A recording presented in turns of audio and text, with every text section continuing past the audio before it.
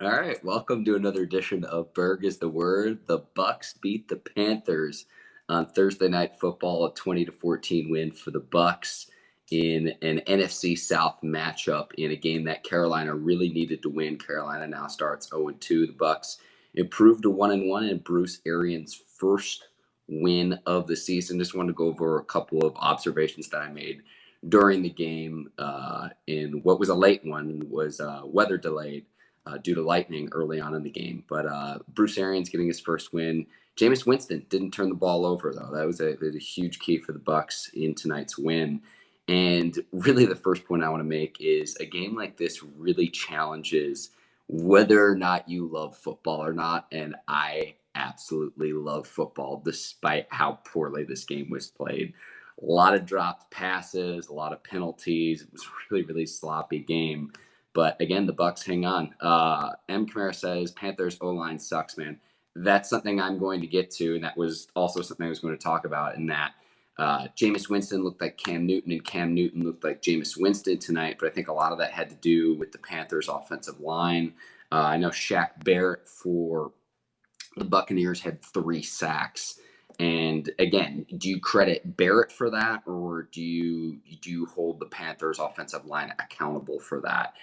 That's something that you'll be able to see on tape and everything. But Newton didn't really have a whole lot of time to throw. I thought the Buccaneers' defense played outstanding. They were able to contain running back Christian McCaffrey. He only had, and I got the stats right here, 37 yards rushing. I would have to see what he had combined, both rushing and receiving, but I know last week against the Rams, he had more than 200 yards total. I'm doing live math here. So McCaffrey had 37 yards rushing and 16 yards receiving. So live math here, that is 37 and what did I say? 16, carry the 3, 53 yards total of offense. Christian McCaffrey had 53 yards total. So I thought the Buccaneers did a good job of containing McCaffrey throughout the game. But again, you really have to love a football game for that.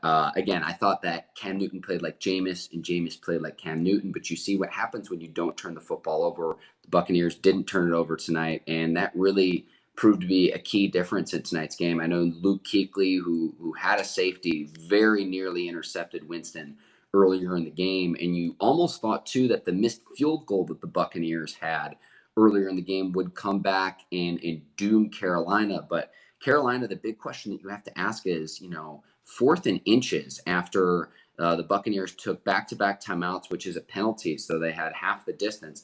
4th and inches, why would you not run it up the middle with quarterback Cam Newton in that situation? Why would you not put him under center and try to do a quarterback sneak and just move the pile to be able to convert the first down? M. Kamara says, imagine watching a game where it's only about how far Cam can throw. Yeah, and that's one thing. I don't know if I know Newton's coming off shoulder surgery. I'm not sure if he's entirely healthy. That's something that I think you're going to need to monitor. I know going into the game, they made a big deal that he only threw it down the field beyond 20 yards once in week 1 against the Rams.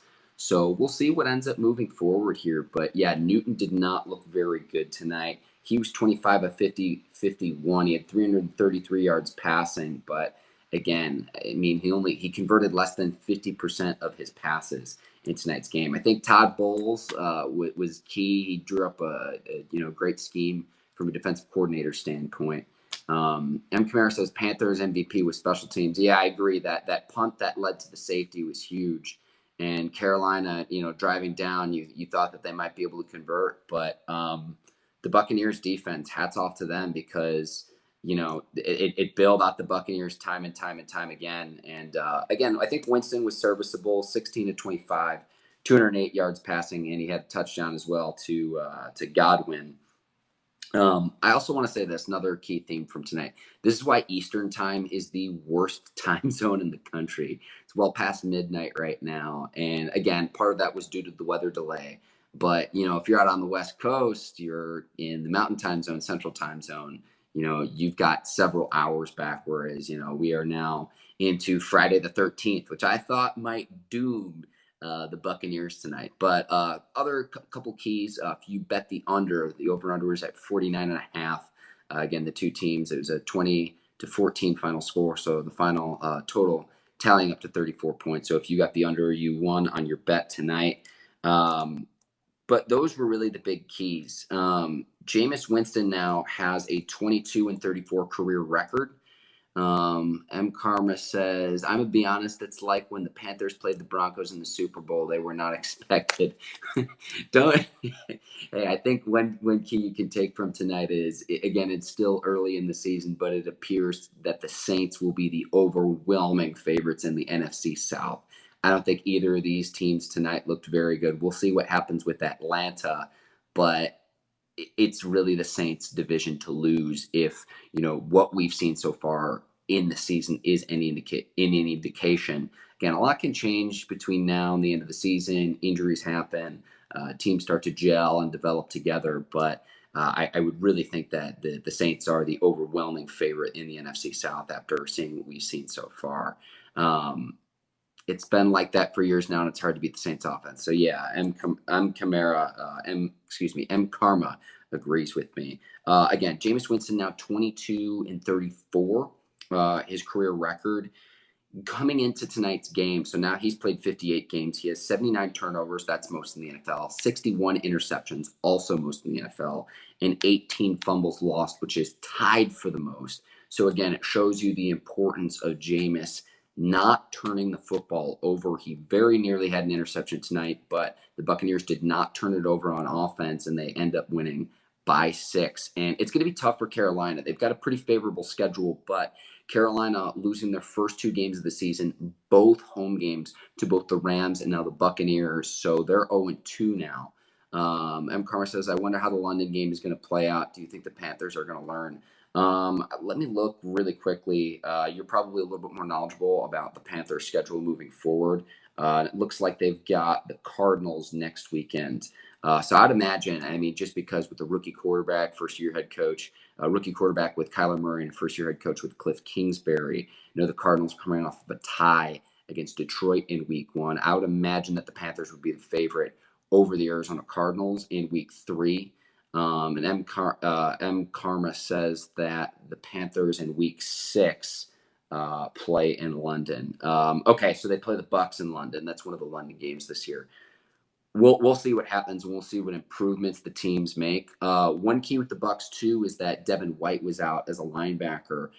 He's their first-round pick, star rookie linebacker out of LSU. He went to the locker room with a knee injury. No further word on when he's expected to be back.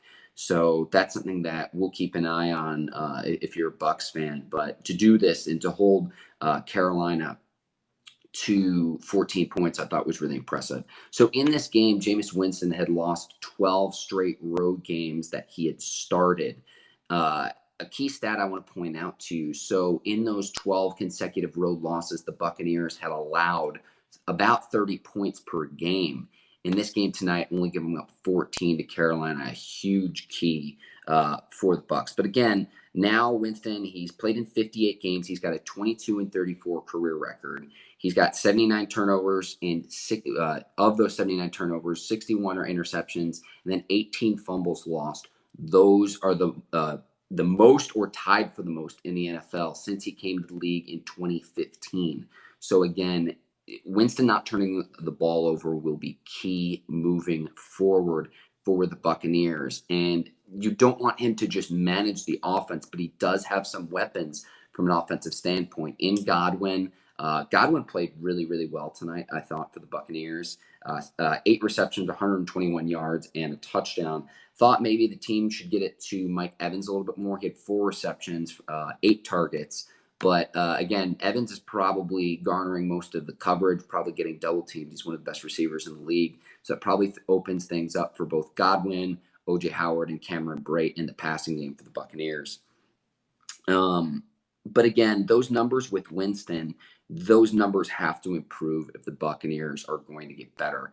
The Buccaneers on Thursday night football games had lost 5 consecutive games, both straight up and against the spread. So this is a really devastating loss for the Panthers, especially now that they start 0-2. And both teams really needed this game because both teams entered the game winless, having lost in week 1. And it really sets you back if you start 0-2. I like the Brady Evans matchup. Got locked up besides that one play. Yeah, MCAR, hey, I appreciate your feedback throughout this Periscope live discussion. But again, I thought the Buccaneers defense did a great job with McCaffrey. And again, too, Newton, I think part of it's his offensive line, also coming off shoulder surgery. I really don't know how healthy he is. But again, a game like tonight, I was on Twitter watching this game, and I'm looking at my timeline, trying to provide feedback for people, trying to provide some wit and some wisdom to tonight's game, and it was just really hard to do that with just how poorly played this game was at time. Lots and lots of penalties, lots and lots of dropped passes, and missed opportunities by both teams. I know one of the Bucs receivers dropped a potential touchdown, and that was when right after their kicker missed the field goal, which would have ended up giving the Buccaneers a 9-point lead. And, the Panthers' last drive wouldn't have made a difference down 6. But again, it's just a really, really sloppy played, I thought poorly played game. And again, I don't think either team looked all that great. I'm pulling up this team stats right now.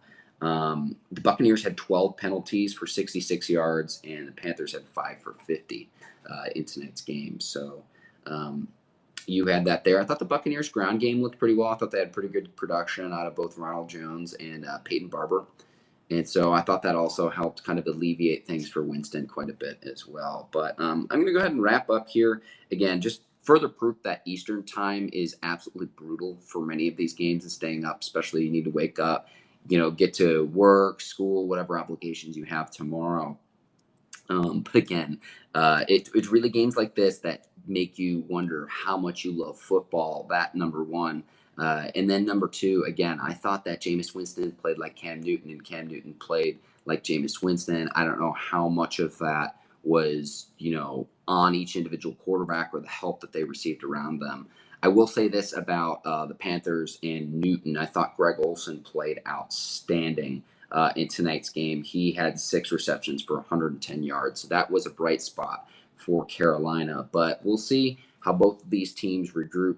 Again, Carolina taking on the Arizona Cardinals next weekend. And then let me pull up the Buccaneers schedule, see who they have next in week 3. If you have any questions or comments for me, even if you're watching this live or watching after the fact, I can do my best to answer them. I can't promise you I can get you an answer, but I'll do my best. And it looks like the Buccaneers have the Giants next weekend. So 2 winnable games for both the Buccaneers and the Panthers moving forward. And we'll see how the NFC South stacks up against other NFC opponents moving forward. But again, if you're just joining, I'll kind of do a quick recap here before I sign off. But Winston snapping his 12 games lost consecutive on the road in games that he started. Again, a key stat for that. The Buccaneers only gave up 14 points tonight. In those 12 consecutive road losses that Winston had started the Buccaneers had allowed about 30 points per game in those 12 consecutive road losses that Winston had started. Again, Shaq Barrett, a huge key for the Bucs tonight. Jules says McCaffrey was my captain for daily fantasy. I don't want to hear it. Yeah, if you had McCaffrey tonight, I thought the Buccaneers did a great job of bottling him up. He had less than 60 total yards, both rushing and receiving, 53 total yards for Christian McCaffrey.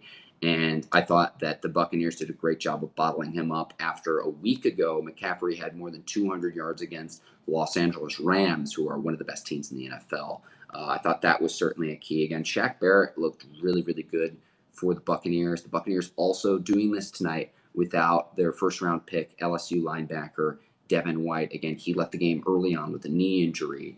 But they really got after Cam Newton. Again, I'm not sure how much of that is credit to what the Buccaneers were doing or if it was how poorly the Panthers' offensive line played.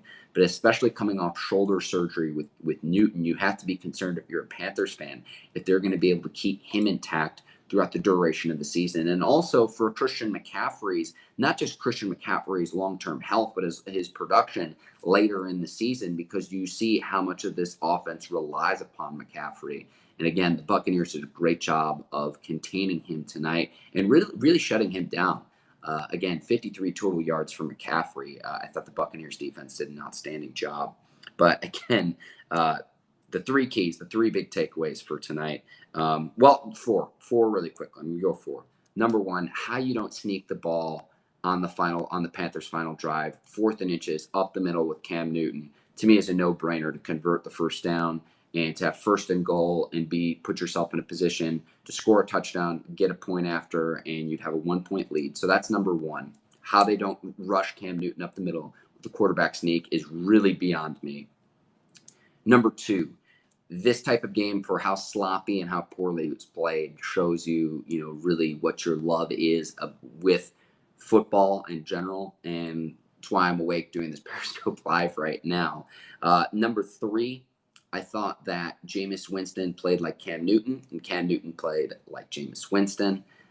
Again, I don't know how much is on each individual player, but that was just an observation that I made in tonight's game. Again, we kind of touched on how, the players around, the skill position players, the offensive lines did for each respective quarterback earlier in this discussion. And so you can go back and watch if you want my full breakdown of that. And then number four, proof that Eastern time is the absolute worst to watch live pro sports, just with how late some of these games go. But I'm going to go ahead and sign off here. My name is Mark Bergin. Again, this is another edition of Berg is the Word. If you enjoyed this, please feel free to share it with others on your timeline. I'm going to go ahead and go to bed.